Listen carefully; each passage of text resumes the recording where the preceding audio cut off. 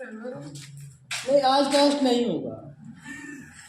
Good morning all of you. मैं Sudan Singh आप सभी को अपने यूट्यूब प्लेटफॉर्म पर आप सभी का अभिनंदन तहे दिल से स्वागत करता हूं। और मैं इस समय आपको व्रत करा रहा हूँ 10th क्लास का। अगर मेरी वीडियो आप लोगों को अच्छी लगे तो लाइक शेयर एंड सब्सक्राइब कीजिएगा और कमेंट जरूर डालिएगा और ज़्यादा से ज़्यादा शेयर करें, जिससे और भी बच्चों को ये क्लासेस मिल सके और वो ज़्यादा से ज़्यादा स्टडी करें। तो बेटर है आप लोगों के लिए क्वेश्चन बताइए जो आपसे नहीं बन रहे हैं, उन क्वेश्चनों को आप पूछ लीजिए। क्वेश्चन बताइए जो आपसे नहीं बन रहे हैं। क्वेश्चन बताइए।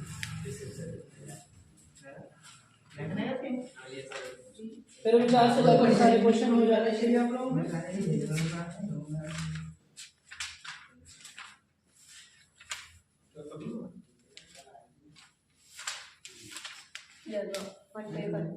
कौन सा प्रश्न है?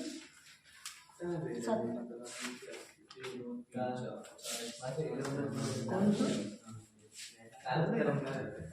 पढ़िए 17वां क्वेश्चन पढ़ो। चित्र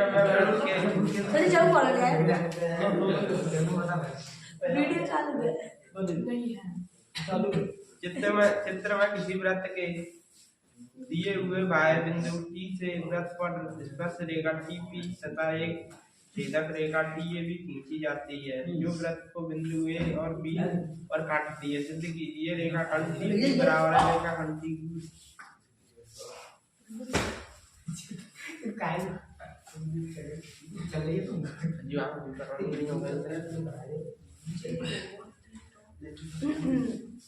प्रश्न पढ़ो आगे।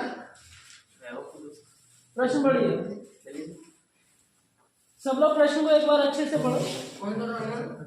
चित्र में वृत्त के किसी दिए हुए बाह्य बिंदु टी से वृत्त पर स्पर्श रेखा टीपी तथा एक छेदक रेखा टीए भी खींची जाती है जो एक वृत्त को बिंदु ए और बी पर काटती है। सिद्ध कीजिए रेखा खंड टीपी बराबर रेखा खंड। यह वृत्त है जिसका सेंटर ओ, जिसका सेंटर क्या है? ओ है। अब इस पे एक स्पर्श रेखा और एक छेदक रेखा काटी जाती है। कौन कौन सी है? कि स्पर्श रेखा है और दूसरी छेदक रेखा। तो सीधा सा मतलब है कि बाह्य बिंदु से जा रही है, ये स्पर्श और ये छेदक है, और ये किससे जा रही है? टी से जा रही है। किससे जा रही है? टी से जा रही है। कौन कौन से पॉइंट है? ऊपर स्पर्श कितने पे कर रही है? स्पर्श टी से पी पर कर रही है। काट कितने पर रही है? स्पर्श तो टीपी कर रही है। हाँ हाँ, ए और बी। अब क्या है इसमें? ए और बिंदु पर काटती है। आगे सिद्ध कीजिए कि टीपी बराबर रेखा खंड टी क्यू है। सिद्ध करना है कि टीपी बराबर रेखाखंड टी क्यू है। टीपी बराबर रेखा खंड टी क्यू। टी क्यू है, मतलब ये ऐसा पूछा है। तो यहाँ से इसने कोई लाइन डाली होगी, तो इस लाइन को हम इस तरह से डाल देते हैं, ऐसे करके। अरे हाथ सही चल रहा है, ऐसे करके, और एक लाइन ऐसे और एक लाइन ऐसे बना देते हैं। तो इस तरह से आगे क्या बन रहे हैं? ट्रायंगल बन रहे हैं। क्या बन रहे हैं? ट्रायंगल। तो ट्रायंगल में आप लोगों को दिखाई दे रहा है, इसका नाम क्या है? क्यू। इसका नाम क्या है? क्यू। क्यू भी नाम है ना? क्यू नाम है। जबकि उसने कह दिया है ऊपर वाले दोनों एंगल कैसे हैं? इक्वल कह दिया है। टीपी बराबर छेदक रेखा टीए भी खींची जाती है। ठीक, चलिए पहले देख लो दिया है, क्या क्या दिया है वो बताइए। एक स्पर्श बिंदु, एक वृत्त जिसका स्पर्श बिंदु P केंद्र O है। क्या है? O है। कोई बाह्य बिंदु यानी बाह्य बिंदु T है। बाह्य बिंदु T से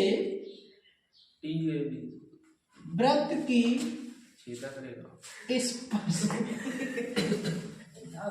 स्पर्श रेखा टीपी तथा छेदक रेखा TAB है। क्या है? TAB है। रचना लिख लो। रचना में क्या किया हमने? P से AQB को मिलाया। क्या किया? मिलाया। TABQ को मिलाया। सिद्ध करना है। TP बराबर TQ रेखाखंड है। सिद्ध क्या करना है बताओ? सिद्ध हमें करना है कि TP बराबर TQ, मतलब ये वाली जो लाइन है वो ये और ये इसके बराबर है, ऐसा हमें प्रूफ करना है। आगे लिखेंगे उपपत्ति। क्या लिखेंगे? उपपत्ति। उपपत्ति में आप लोगों को पता ही है कि आपको ट्रायंगल रूल्स लगाने। क्या लगाने? Triangle rules. तो बताइए कौन कौन से ट्रायंगल रूल्स लगाएंगे आप लोग, बताइए। चलिए, तो यहाँ पर आप लोगों को एक चीज दिखाई दे रही होगी कि ये वाला एंगल है। कौन सा एंगल? ये वाला एंगल इस वाले एंगल की क्या होगा? इक्वल होगा। कैसा होगा? इक्वल होगा। तो हम कह सकते हैं कि त्रिभुज ले लो आप। त्रिभुज कौन सा लेंगे? TPB। सब TPB के अंदर ही आएंगे। तो एंगल आप ले सकते हैं कि TPA बराबर होगा किसके? PBA के। PBA के। कैसे कोण है? एकांतर है। एक ही अंतर पे बने हुए कोण है। कौन से कोण है? एकांतर कोण है। बात समझ में आ रही है? यानी ये वाला एंगल के बराबर है। तो क्या आप ये भी जानते हैं कि ये जो एंगल है ये दिखाई दे रहा है, यानी इसको हम क्या लिखेंगे? एंगल APB बराबर होगा एंगल APQ के। APQ प्लस BPQ के। BPQ के। यही तो होगा। कैसे कौन है ये दोनों? कैसे कौन है बताइए। एक ही में काम कर रहे हैं ना। चलिए देखते हैं। अब हम ट्रायंगल लेते हैं BPQ से और ट्रायंगल APQ से। हम जानते हैं कि वृत्त के केंद्र पर खींची गई रेखा जीवा को क्या करती है? लंब करती है। क्या करती है? लंब करती है। और जब लंब करती है तो उनकी ये जीवाएं कैसी होती है? बराबर होती है। यदि ये बराबर होंगी तो ये एंगल दोनों कैसे होंगे? बराबर होंगे। बोलो समझ गए? क्या जानते हैं? We know that. हम जानते हैं। क्या जानते हैं? क्योंकि O से Q पर क्या है? OQ लंब है। किस पर? AB। लिख सकते हैं प्रमेय से। किससे? प्रमेय से। तो BQ बराबर है किसके? AQ के। किसके? AQ के। तो हम कहेंगे कि एंगल APQ बराबर होगा किसके? BPQ के। बात समझ गए? अब ये एंगल इसके बराबर है। ये एंगल किसके बराबर है? इसके बराबर है। और हमें यहाँ पे लंब होता है, यानी कि एंगल कौन कौन सा? PQB बराबर है एंगल PQA के। बात समझ में आ रही है? क्यों है? 90 डिग्री के हैं दोनों। कैसे हैं? 90 डिग्री। देखो ये भी 90 का है और ये भी 90 का। अगर ये दोनों 90 के हैं तो आप लोग एक छोटे से दिमाग लगाने का प्रयास कीजिए कि आप ये देखेंगे ये कोण है, ये कोण है, ये दोनों आपस में बराबर है, ये 90 के, तो तीसरा कोण भी आपस में कैसा होगा? बराबर होगा कि नहीं होगा? तो हम क्या कहेंगे कि angle PBQ P B Q बराबर होगा एंगल किसके, पी ए क्यू के। बात समझ में आ रही है? जी सर। तो हम क्या कह सकते हैं कि ट्रायंगल पी वी क्यू सर्वागशम होगा ट्रायंगल किसके, पी क्यू ए के। और कोण, अब अगर टी की बात करें तो टी तो सब में ही काम कर रहा है, टी तो किस में काम कर रहा है, सब में काम कर रहा है। तो आप लोग सीधा रिजल्टेंट दे सकते हैं, बताइए क्या कहते हैं।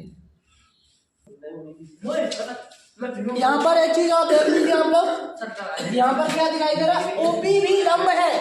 ओपी भी क्या है, यहां से देख लो, ओपी लंब है किस पर, टीपी पर, टीपी पर ही तो है। तो क्या हम इसे ऐसे नहीं लिख सकते कि T P Q, T P Q, TP पे है तो पीपी का लिख दीजिए। लिटिल मिस्टेक, ठीक है। और ये एंगल किसके बराबर हो जाएगा, देखो टी पी क्यू इक्वल है।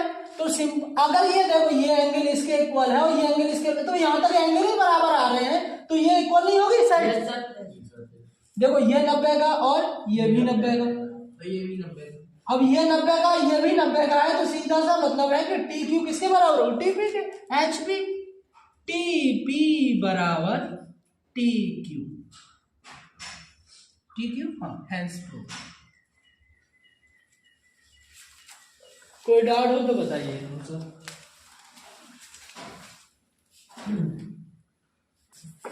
इसमें किसी को डाउट तो नहीं है, हटा दो इसे। चलिए क्वेश्चन आगे बताइए, प्रश्न पढ़ो।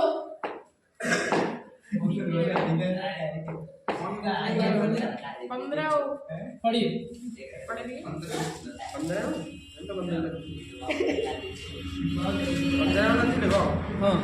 सिद्ध कीजिए किसी व्रत के परिगत समांतर चतुर्भुज। सिद्ध करना है किसी व्रत के परिगत, ये व्रत है कैसा चतुर्भुज, समांतर, समांतर चतुर्भुज, हाँ समांतर चतुर्भुज क्या है, बोलो समांतर चतुर्भुज क्या है।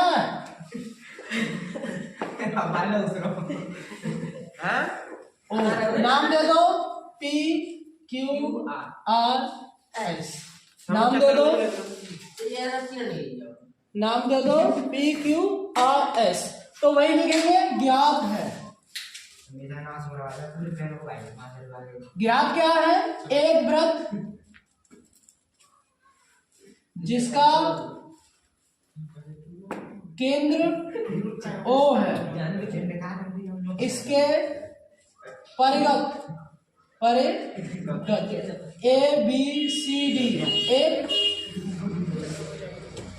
चतुर्भुज है जो वृत्त को पी क्यू आर और एस पर क्या कर रहा है, स्पर्श करता, क्या करता है, स्पर्श करता है।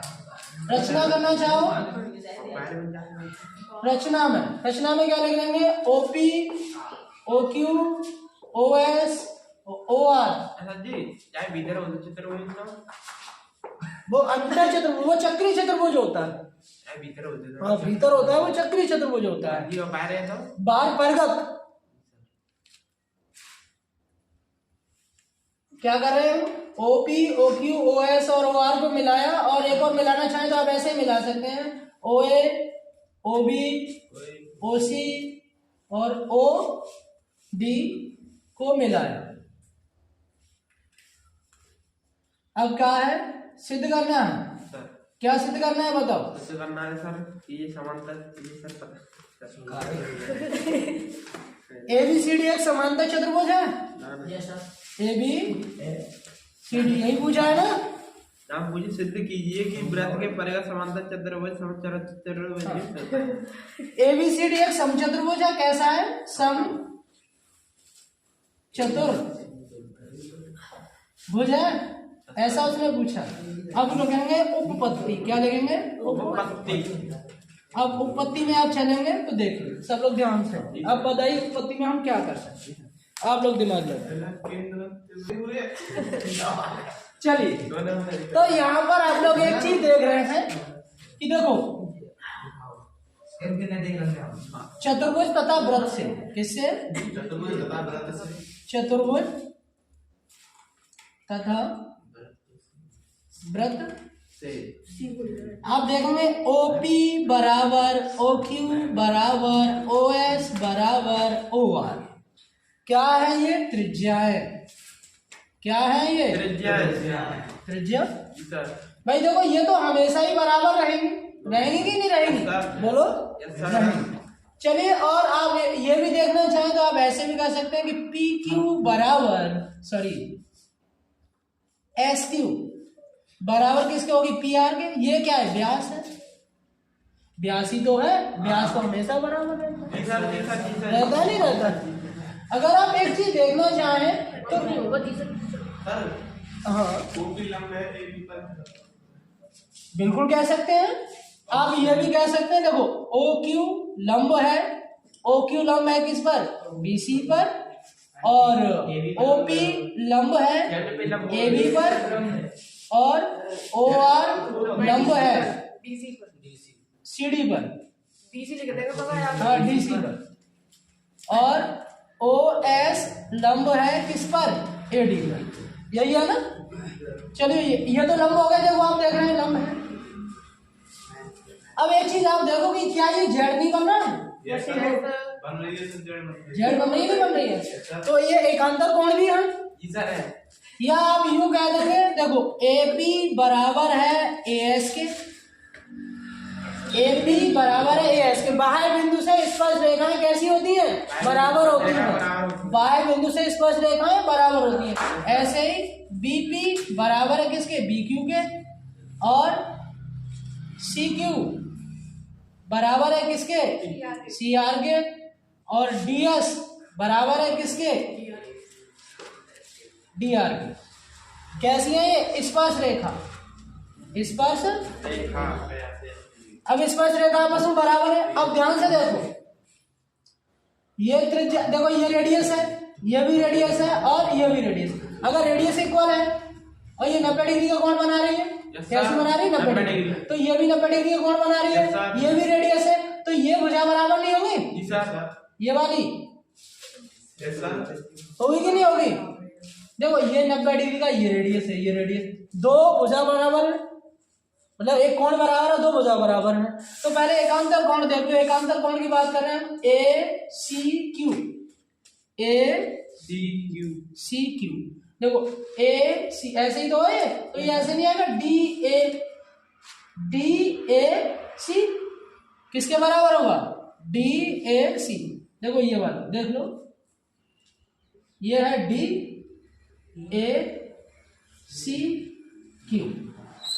तो ये एंगल आपस में कैसे होंगे? बराबर नहीं होंगे। तो इसी प्रकार ये भी बराबर होंगे। Yes sir. कौन से बराबर होंगे? ये भी बराबर होंगे। कौन से? ABD, देखो ABD और CDB कैसे कौन है? ये एकांतर, एकांतर कौन है। अब आप ध्यान से देखो, ये समकोण बन रहा है, ये भी समकोण है, और ये भी समकोण है, और ये भी समकोण है। ये कर्ण का काम कर रहे हैं। किसका काम कर रहे हैं? कर्ण है। ये भी कर्ण है और ये भी कर्ण है।